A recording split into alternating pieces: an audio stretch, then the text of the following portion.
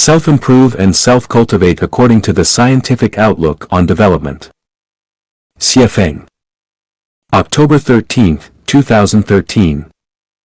As 3 feet of ice does not form in a single day, nor does water carve through stone overnight, a towering tree does not grow in 3 to 5 years, and becoming a celestial being or Buddha is not achieved in 10 or 8 years. 10 years of hard study goes unnoticed, but one success brings fame across the land. Nobel Prize winners, without a decade or decades of diligent study and research, none could easily win the Nobel Prize. The way of the greatest creator is the way of nature, and the way of nature is the way of science. The scientific way must respect natural principles, laws, and regulations. Any thoughts, ideas, desires, attempts, statements, or actions that try to transcend these natural principles, laws, and rules go against the way of the greatest creator and are harmful to people and society.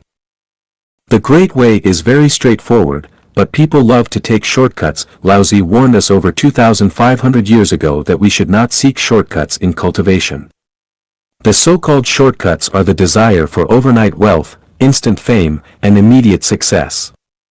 It is the unwillingness to follow scientific laws, looking for shortcuts and tricks, not wanting to put effort into the details, but wanting to achieve one's wishes quickly, to achieve enlightenment and enter heaven.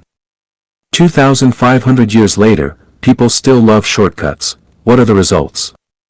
Not a single celestial or Buddha has been made, but many are tormented, exhausted, disturbing their neighbors, and falling into madness.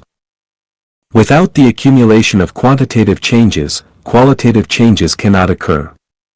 The accumulation of quantitative changes requires persistent effort over time, without frequently changing positions and directions, nor being inconsistent like fishing for 3 days and drying the nets for 2, but rather clinging to the green hills with unwavering determination, rooted in the cracked rocks, enduring thousands of grindings and beatings, standing firm against all winds from every direction.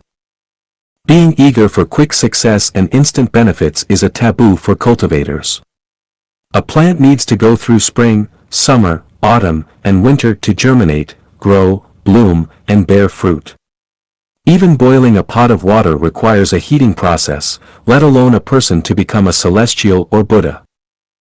Politicians who truly want to serve the people should think and guide people's production and living practices according to the scientific outlook on development.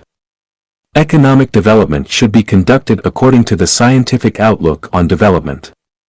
If a person wants to live a peaceful, smooth, and cozy life for a lifetime, they need to think and act according to the scientific outlook on development.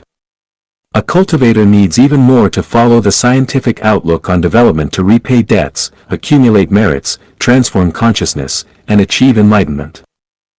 Miracles occur after accumulating enough merit and expertise. Without the accumulation of quantitative changes, miracles will not happen. A person without merit who falls ill and hopes that burning incense and chanting spells will lead to a quick recovery is engaging in futile efforts, akin to trying to catch fish by climbing a tree.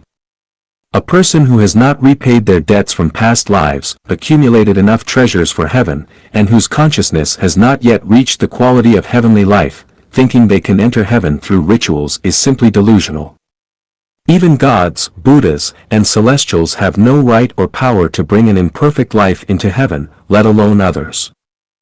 Those whose minds are clouded and who blindly follow without understanding are often the ones who live lives of tragedy.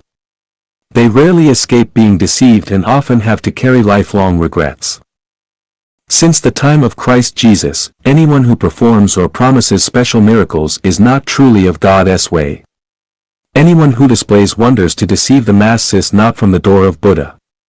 Anyone who seeks shortcuts and magical powers is not from the door of celestials.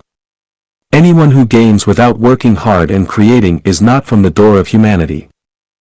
Chanyuan celestials should adhere to the way of the greatest creator and cultivate according to the scientific outlook on development, putting effort into the details, building one's soul garden, marking an effort to elevate thinking and transform consciousness, repaying debts, and accumulating merits. Thus, day by day, as the quantity accumulates, changes in life and life will gradually become apparent.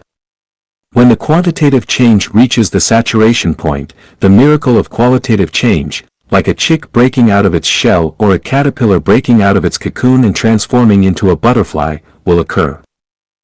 The years of cultivation by Chanyuan celestials have already shown significant results. Most of the Chanyuan celestials currently living in the second home exhibit states of life and consciousness akin to those of celestials.